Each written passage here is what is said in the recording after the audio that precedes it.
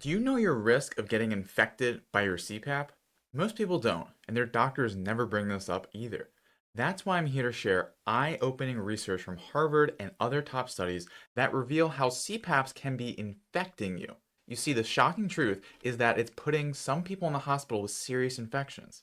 Now, here's the problem. You can't solve this the way you might think. That's why I'm going to be sharing the top 3 ways to reduce your risk of infection and boost your immunity. So let's go ahead and dive into what every person with sleep apnea needs to know about with upper respiratory infections. So let's dive in. I'm Dr. Dylan Peckus, and again, I always have the receipts to what I'm saying, not just saying a bunch of stuff like other people do about your health. Bottom line of this first part is knowing that obstructive sleep apnea leads to a higher risk of respiratory infection. And in fact, when you look at the numbers from this study, reproduced as a graph here quite simply, it is about 87% higher. You have an 80% higher risk of being hospitalized with pneumonia. That's being in the hospital, which is pretty bad pneumonia. And I bet if you were to look at the numbers of how many more people get pneumonias and all of that, it would be way higher than 80% higher, which is almost getting close to double. So the reason this is because when you have obstructive sleep apnea, it is going to lead to a lot of problems throughout your entire body. It's never just a sleep issue. That's why your doctor or nurse or whoever may say when you have sleep apnea, you got to worry about your heart and your brain. You have to worry about a lot more, especially your immune system. Because when you're not sleeping well, your body is being deprived of oxygen. This is going to lead to high levels of inflammation. And then when you have higher inflammation, your immune system is not going to work like it should. That leaves you susceptible to infections, especially upper respiratory infections, for reasons we're going to talk about in just a moment, especially if you're using a CPAP right now. And if you aren't, still stick with me because the tips I'm going to give you towards the end of this are going to be very beneficial for you regardless. So, with the CPAP here, this is basically what's going on. A lot of different things, whether it's fungus, whether it is bacteria, and I'm going to show you exactly what the published case studies show about this. So it's one thing to hear different stories from people, which I hear all the time, of they have suspicions that they keep getting a cold or even the flu from their CPAP machine. They find the more they use it, they get more upper respiratory infections. So what does the published research say about what actually happens here? And there's quite a lot. I'm going to give you some of the highlights here, so to speak, or I guess the infection highlights, which is a weird way to think about it. So one is Legionella. This is a really rare upper respiratory infection that really shouldn't happen. And this is what it will look like. Bacteria like this kind of burrow into your lung, really enticing. And it will lead to a lot of different things: cough, shortness of breath, you'll have some digestive discomfort, all of that great stuff. And it can really be life threatening. And what they found is this is just one case study, I think there was a few more, about people getting Legionella from a contaminated CPAP. Now, the reason I bring this up, because there was a lot of different bacteria and case studies to pick from, Legionnaire's disease, which would be from Legionella, typically and classically, if this was a medical school or residency exam, is going to be coming from like a hot tub or a bad air conditioning system. Fun fact, it is named after the hotel that was infected with the air conditioning system that gave a lot of people this disease. So it was the Legionnaire Hotel, and that's why they called it this. Great branding, right? I don't think that hotel's in business. Another one is a type of mycobacterium. And the reason I highlight this, because this is just one subset of many different species, or I guess this is a genus of many different species. Really only like immune deficient people get mycobacterium infections. So to have this in someone using a CPAP, that's a big deal, especially because not only will it get into your lungs and cause havoc, it will also cause some nasty, nasty sores on your skin, which some people may brush off like, oh, maybe I just bruised myself, or sometimes people, maybe they have diabetes and they think these are diabetic ulcers. Looks that way, but when you look at it underneath the microscope, this is what you'll see, and it's because it's colonizing a CPAP.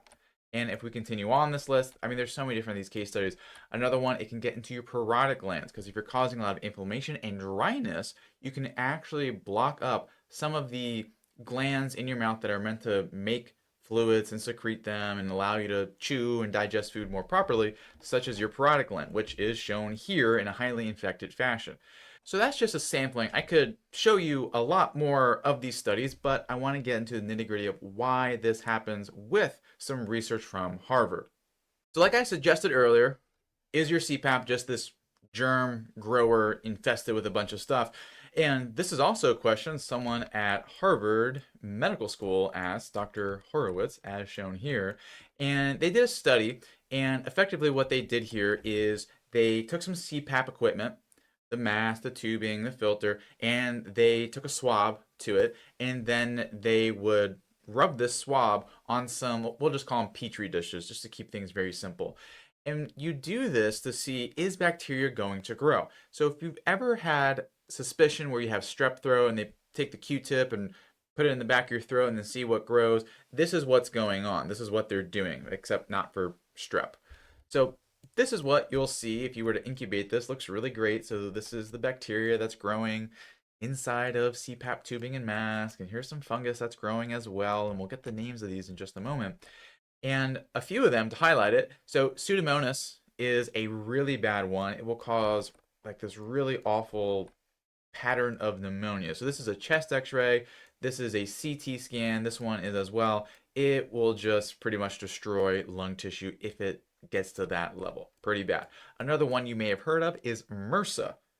So methicillin-resistant Staphylococcus aureus. I never say that last one right, but nonetheless, this is something that's pretty bad and will lead to necrotizing of tissue. It's never fun. That's like when the bacteria actually eats your tissue. Really gross, I know. That's how we know MRSA. We know more about it on the skin, but it can go from your skin onto your CPAP and then to these problems. So again, not very good. Another one is Klebsiella pneumonia, and this one's pretty nasty because it is often antibiotic resistant. Not great. And then of course, mold and fungal spores, which will just look like a big ballooning thing inside of you that is just, I mean, whenever I see these, just makes me feel gross inside. So this is some pretty serious stuff that can happen. But this is not even the worst of it, because I have one more thing to share with you about this. Now, this isn't the worst of it, because there's one detail to all of this data that we need to talk about, because when we're thinking about bacteria and fungi, we have a common thought of how to fix it. And I know you know what that is. And we're going to talk about that in a moment, because it makes this whole scenario far, far worse. The next thing I want to talk about is when you have this bacteria, so what? What does all that mean? Well, how many infections in the real world does this pan out to? So when you look at the research, and again, anytime you want to pause, look at things, you can go ahead and do that. That's why I put the receipts, the research on the screen for you. And what they found in this one, they looked at the infection rates in CPAP components. So what was the rate in which these components had bacteria or fungus in them? Okay, this is not talking about humans. This is talking about the pieces of plastic themselves or other material here. So what they found is that in the tubes, the CPAP tube, high amount of bacteria, about 30% would have bacteria in it, about 7.4% had some fungus in it. Now the filters, this is where the grossness really sets in. 80% of filters were colonized with bacteria. 60%, nearly 60%, 59.3%, were colonized with fungus. This is not a small issue. This is not a small issue. Because when the air is going through the filter, when the air is going through the tube, where is it ultimately going to? It's going to you. Or someone you love using a CPAP. It's important to know all the considerations when being introduced to a CPAP here. So that's why when you look at, then the next question is, okay, there's stuff in the CPAP. Well, what does it actually do? Does it cause any problems? Let's see. So in this study where they looked at upper airway respiratory infection rates, this is in humans directly. So let's look at this data and how it plays out in the real world in this study here of how they looked at people who were on a CPAP, and over the course of 6 months, what percentage of them had an upper respiratory infection? So people using a CPAP, and a big modifier was CPAP with humidifier, CPAP without humidifier, and then no sleep apnea, no CPAP whatsoever here. So for without CPAP, without sleep apnea, like normal, healthy breathing and sleep, 5%. 5% over 6 months. CPAP with humidifier, I think that's 43 or maybe 45%, nearly half. And then CPAP without humidifier, around 22%.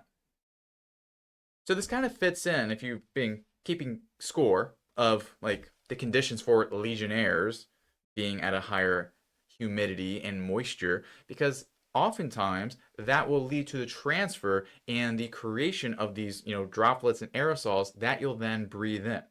So, like with COVID, everyone became a aerosol expert like overnight. It was crazy. And but it is indeed true that many microbes, bacteria, and even fungus, they will transfer a lot more with the presence of aerosols, droplets, all that, I guess, not so great stuff. Well, it depends on your perspective. Bacteria, it's probably good for you, but humans, not so much. That's a big stinking deal. This is how you go from being someone with nice, normal, healthy, not having an infection to a bad bacterial or even a viral infection. So throughout this entire process, you may have been thinking, can't I just clean it? This guy's telling me there's bacteria. Well, I can just use appropriate cleaning materials because that's what the sleep tech and the respiratory therapist or the nurse, the doctor tell. It's just simple, right? So here's what they found in that study from Harvard that we mentioned earlier, as follows. The patient's reported frequency of cleaning did not seem to be an important factor in what was found inside of these devices. Yikes. And if you look at some review papers, which is always fun, it's what I love doing, is looking at narrative reviews, there is little scientific evidence to support the hypothesis that infections will occur if frequent cleaning of PAP equipment is not performed. I don't know why they say it like this. They're just hedging their scientific bets. Again, I just didn't want to adulterate the quote here. But the other way of thinking this is that there is little scientific evidence to support that infections will not occur if cleaning is performed. I have no idea. Sometimes scientists get so conservative. Just say it. Just throw your hypothesis out there. It's just something that is not seen. You'll see it go either way, or a lot of times just not at all, as they saw in this one here. Now, I will say the one thing that this article also mentions is that one of the things that will actually help the most is cleaning your hands before handling your CPAP. So write that one down. Always clean your hands before touching your CPAP. Because if you're a microbiologist who may have been counting along, a lot of those bacteria I mentioned come from the skin. Not all, but a lot of them do. So a little hand washing goes a long way. Now, to help you go all the way, I want to give you some of the top 3 tips to boost your immune system. So, top 3, one of them, the first one, is going to be nasal breathing. Because when you breathe through your nose, whatever it is you're breathing, let's say you're still using your CPAP. All this is if you're still using your CPAP, by the way. If you have to use it, make sure that you're able to at least breathe through your nose, because it is going to filter particles, those aerosol particles and all that, and that's going to actually reduce the risk of infection to your upper airways and ultimately your lungs. Now, a lot of people do struggle with this, so let's go over the humming bee breath. It's pretty simple, and this is something you can do for about 5 to 10 minutes and just allow your nasal passageways to open up, because eventually they do. Just will be uncomfortable to do so. So all you do is inhale normally through your nose. There you go, really fun. And then when you exhale, you're actually going to hum while you exhale through your nose. Please note, this will not feel like a traditional exhale. It's almost like a passive exhale. So a normal exhale through someone's nose, maybe like this. I'm exaggerating because it's trying to demonstrate that. In the humming exercise, you're going to be humming as you exhale, or just think of it as allowing the air to come out. So I'm going to inhale, do it with me. So inhale, and then hum. And as you do that, the air will come out very slowly through your nose. Now, what is this hippie stuff? What are we doing here with humming? You have to cover your eyes. Some people say you should touch your ears. I have not found something to suggest that's true. Doesn't mean it hasn't been researched, but nonetheless, When you hum, this actually increases the amount of nitric oxide that is produced in your airways, and that will help open up your nasal passageways. So if you hum and also breathe really slowly out, because the act of breathing really slowly on an exhale will also increase the amount of CO2, which will also open up your nasal passageways. So let's do it again. Inhale, and then hum and allow the exhale.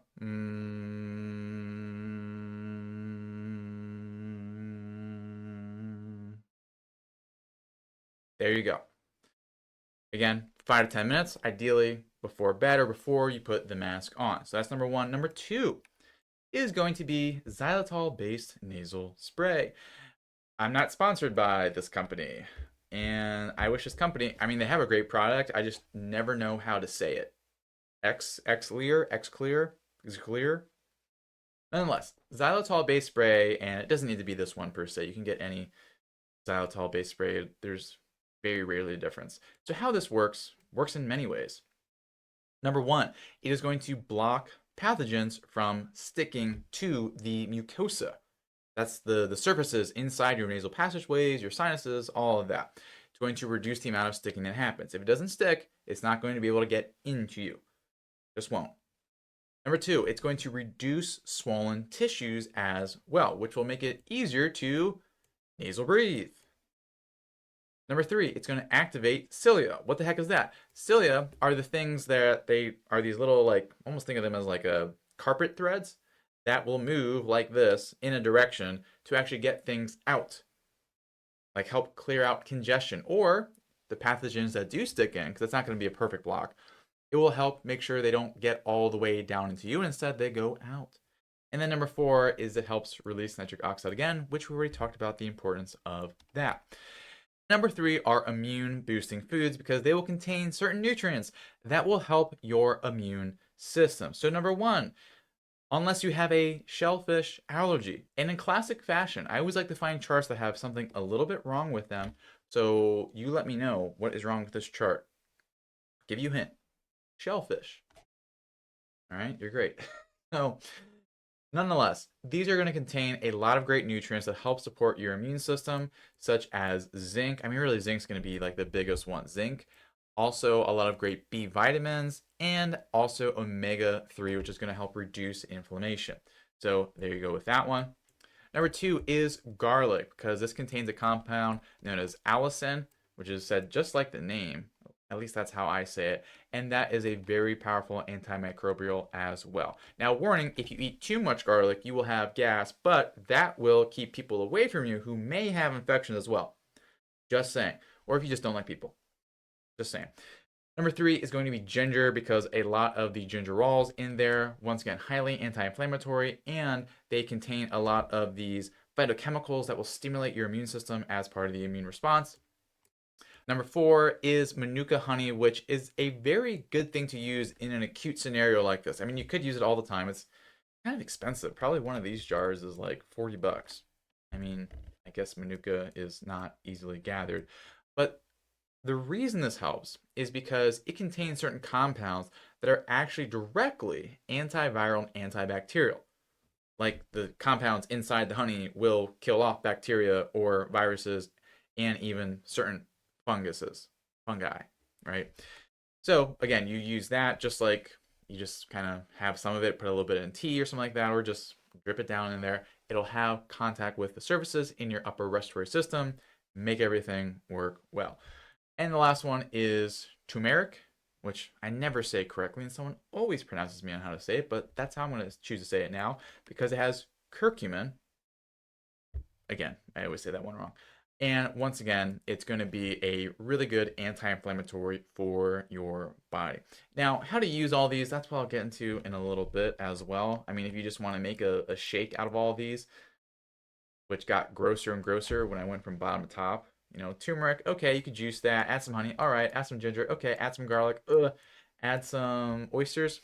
We've gotten too far away. We're super alternative health. Now, the ultimate thing, obviously, is if you could just get off your CPAP. Now, in no way should this video be a suggestion for you to stop your CPAP. Stopping your CPAP suddenly can have grave consequences. Really bad sleep, even suffocation. So keep that in mind.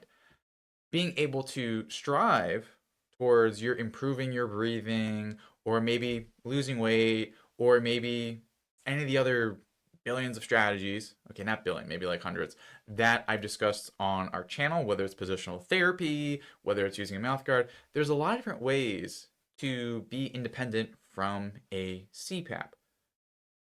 But before you explore that, do these things as well to boost your immune system so that you don't feel like you're in a rush on it.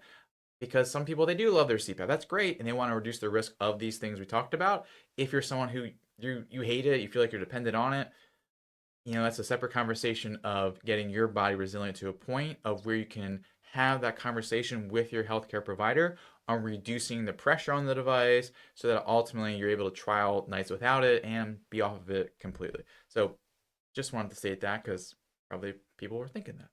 Now, speaking of recipes and bananas and Drew Barrymore, which no one was, is the free guide that comes with this episode. So in this one, I'm going to get more specific details, like all those foods, and even more, because I can just tell you the foods, but I could also provide some quick and easy ways to include that in what you're doing, your diet or recipes.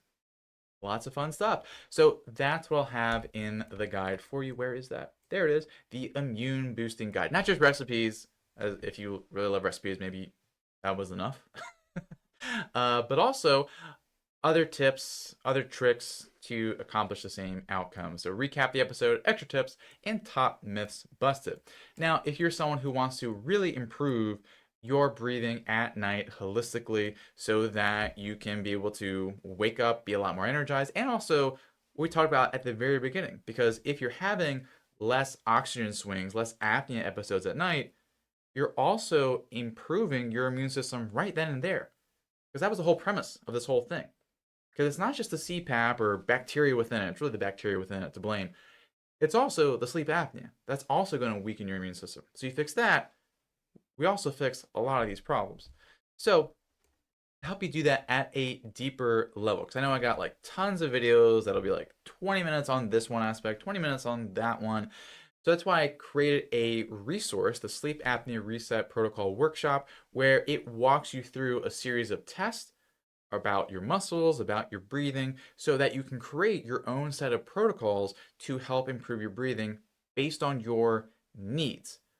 And it also comes with a workbook and also a library of different exercises. You won't use them all, thank God, because when you go through the testing and all of that I walk you through in the workshop, you'll be able to pick out and know, okay, these are the things I'm going to have in my protocol. And to have a nice comprehensive resources of other ways to improve your sleep apnea, also include a free copy of the Sleep Apnea Solution ebook. There you go. I will have a link onto this on the screen here as well, or maybe I already did. I don't know. I mean, I'm the only person who edits these videos, so I should know. Now, how to get these? How to get these? Super easy. So for the immune boosting guide, there's a link in the description. You have to get to that. If you're on desktop, it's easy. Just click that box underneath, like down here. If you're on your phone, it's a little bit trickier. You have to click the title, super intuitive. Then the description box pops up, and then you click the link, which is a little bit hidden sometimes. Thanks, YouTube. Now, if you want the Sleep Apnea Reset Protocol, then there is a button either then or now. You click that, or if you go below this video, again, this is on desktop or mobile or tablet, you go below that, like just underneath the comments, you will see this here, Sleep Apnea Reset Protocol. Click that, and it'll whisk you away to that page. So that's how you get either one of those, or to make it even easier, I made special links for you. So you can get the immune boosting guide at ochnow.com/immune. There you go. I'll zoom out so you can see both of them. Or to get the sleep apnea reset protocol, go to ochnow.com/reset. And if you're on your TV, I have another great thing for you here. Things to scan, QR codes. So if you've never used a QR code, no problem. I haven't either. Step 1, get your phone. Step 2, get your camera. Step 3, pointing at the QR code. You're not taking a picture though. You're not taking a picture. Okay, not taking a picture. And step 4, click the link that pops up. There'll be a link that pops up and you just click it. So there you go. Let me kind of bring them both up. There you go. So once again, the links here, QR codes. If you're watching it on your, a lot of people use Roku. I'm not sure what that is. Someone can let me know. I think it's a smart TV thing. And just bring your phone up, scan either of these codes, and you're good to go. So I'm Dr. Dylan Peckus. Thank you so much for watching, and I'll see you on the next page.